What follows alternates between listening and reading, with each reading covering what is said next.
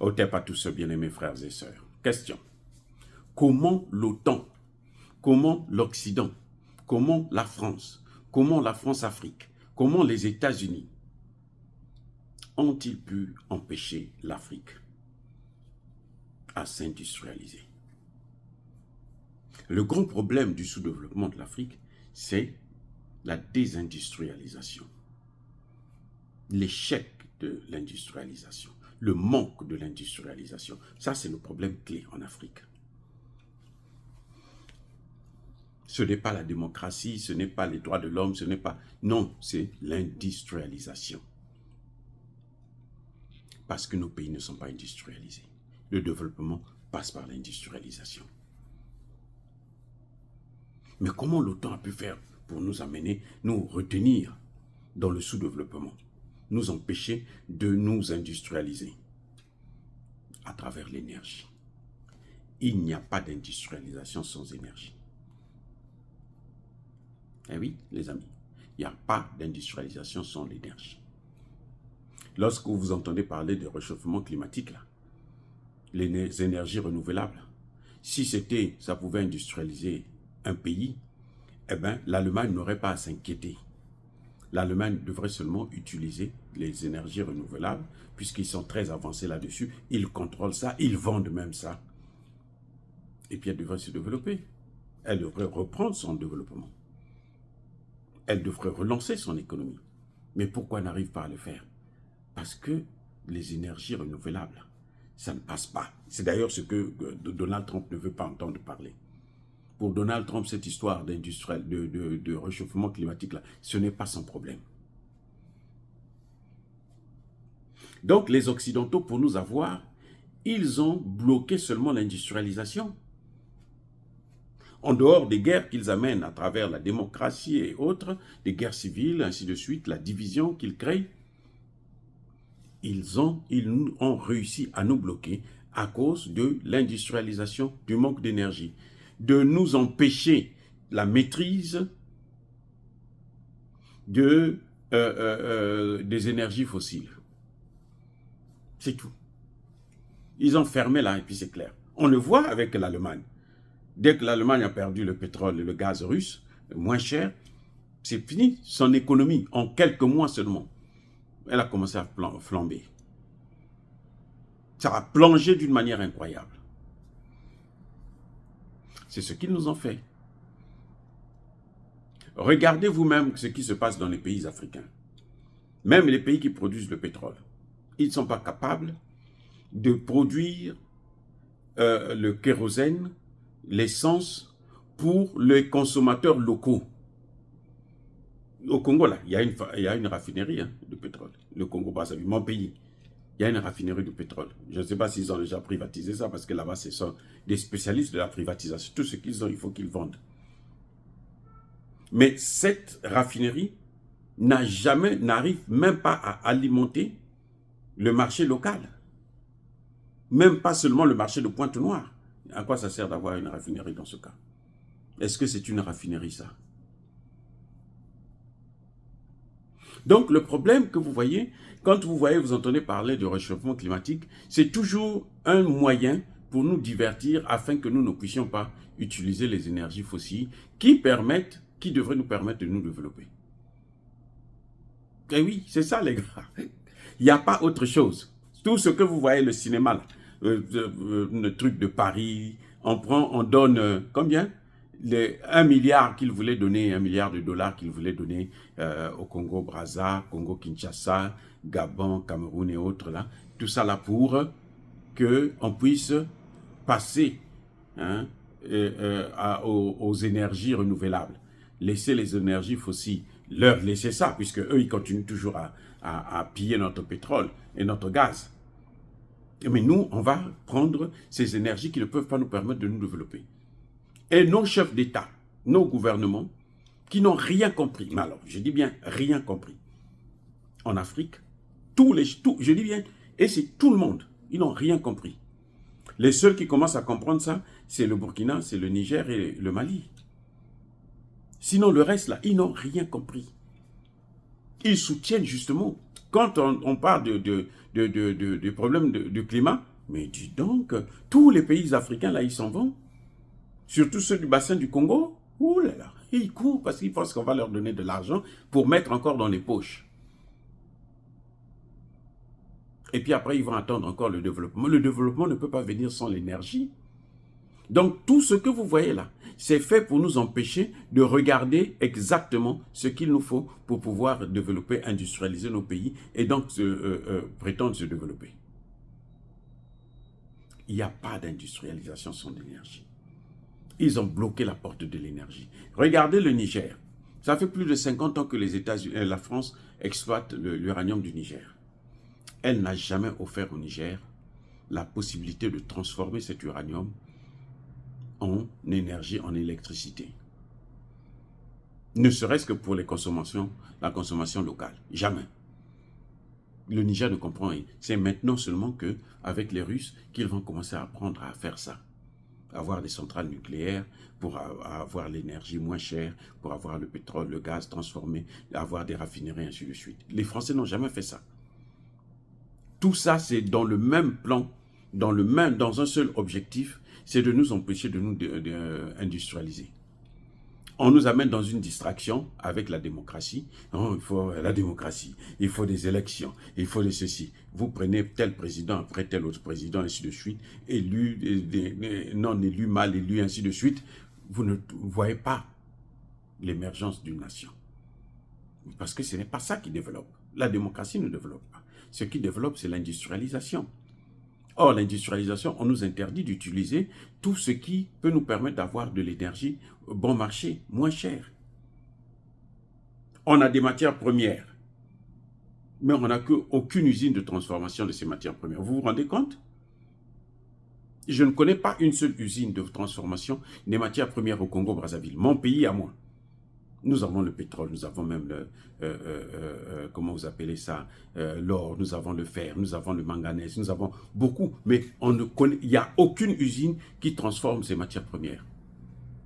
Mon pays, le Congo, s'il y a quelqu'un qui connaît, qu'il me dise, moi je ne connais pas, je n'en ai pas vu. Vous voyez, eux ils viennent, ils prennent, ils s'en vont avec, parce qu'il ne faut pas que nous on puisse transformer ces matières.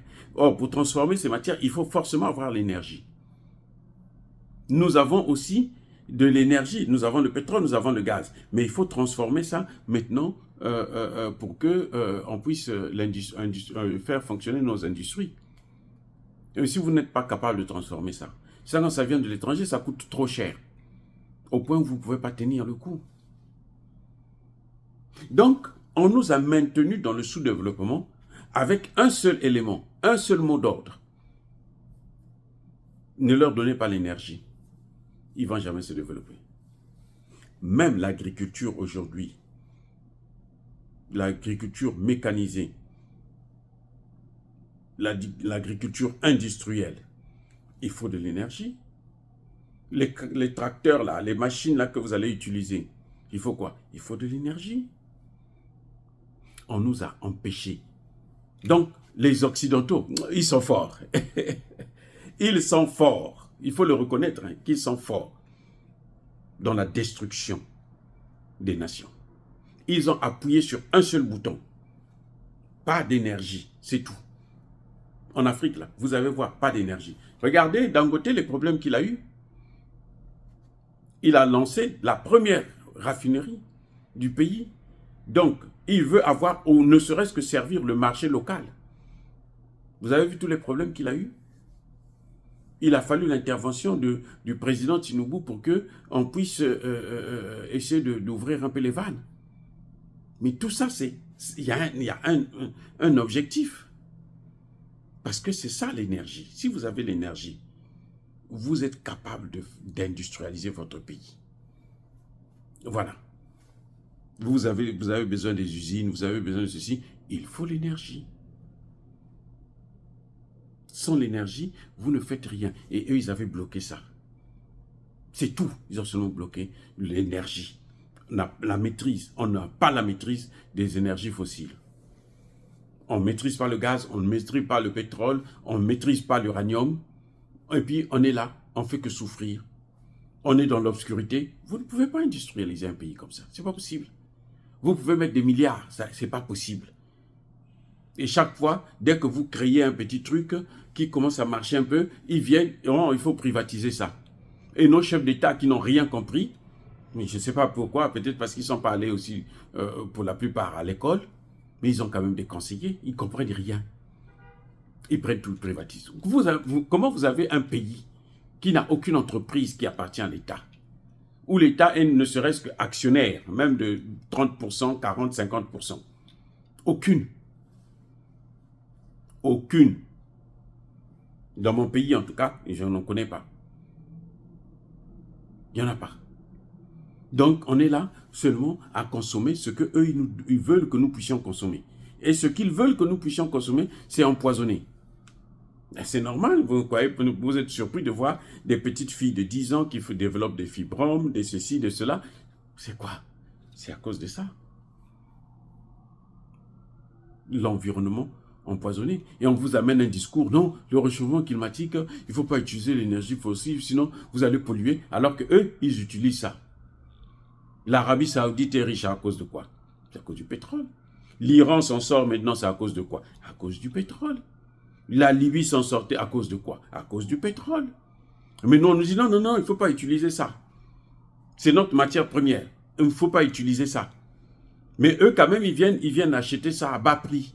Et ils s'en vont avec. Et puis on vous vend des... Hein, on vous laisse dans l'obscurité. On a laissé le Niger dans l'obscurité pendant 50 ans. Il a fallu que Tchani vienne pour regarder, pour dire non mais attendez, nous avons tout pour avoir de l'énergie moins chère, peut-être même gratuit.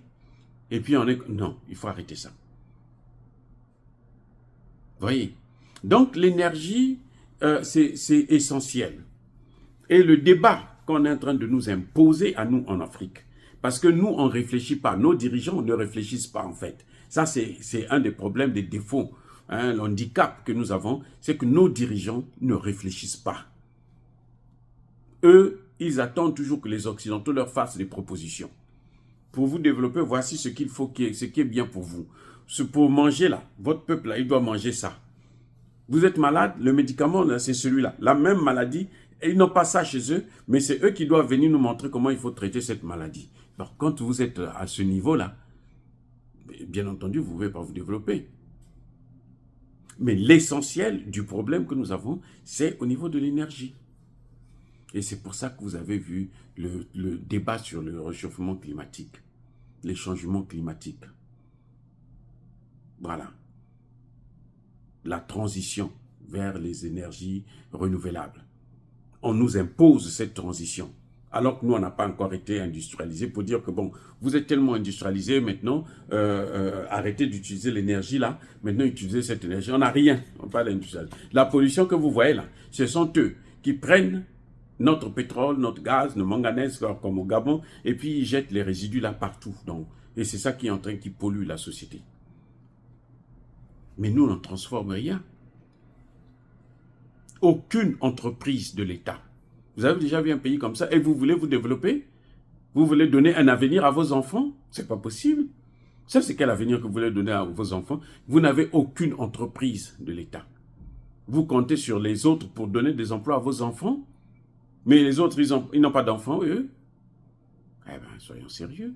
Vous voyez, le programme de tout un gouvernement, c'est attendre des investisseurs. Depuis quand? Qu'est-ce que ça veut dire ça? Nous attendons des investisseurs. On va chercher des investisseurs. Les investisseurs vont venir. Ils vont prendre le bois. Les forêts sont en train de disparaître en Afrique. Je vous dis, les forêts sont en train de disparaître. Les Chinois, là, oh, quand ils rentrent dans vos forêts, là, ils détruisent tout. Les montagnes, là, ils font écrouler les montagnes. Mais comme les gouvernements sont corrompus, il suffit de leur donner un peu d'argent et ils se taisent. Ils vous laissent faire tout ce que vous voulez et leurs enfants vont mourir de maladies. Et c'est ça le problème. Leurs enfants, là, même leurs propres enfants, ils vont mourir de maladies. Parce que l'air que nous respirons, là, vous ne pouvez pas avoir l'air seulement pour les enfants des dirigeants. C'est tout le monde qui va respirer cette même air. Bref, en tout cas, les Occidentaux avaient frappé là où ça fait mal. c'est au niveau de l'énergie. C'est ça qui est à l'origine de notre sous-développement. Nous devrons maîtriser cette connaissance-là. Nous devrons maîtriser ce domaine-là. Nous devrons connaître de fond en comble ce secteur. Surtout que nous avons toutes les matières premières pour développer ce secteur. Dire cela, c'est inciter à la haine ou à la violence. Non. Yabakole Hervé, Yamalebe. Encore une fois de plus, bien-aimés frères et sœurs, je persiste et je signe. Soyez bénis, soyez abondamment bénis par le Dieu des Kémites et par nos ancêtres évangélisés. Mais que tous ceux qui persécutent le continent africain, le pillent et le déstabilisent, qu'ils soient noirs, blancs, chinois, arabes, juifs, indiens ou qui qu'ils soient punis, maudits, foudroyés, neutralisés, écrasés, effacés par le Dieu des Kémites et par nos ancêtres évangélisés. Vive l'Afrique éternelle, j'ai dit et j'assume.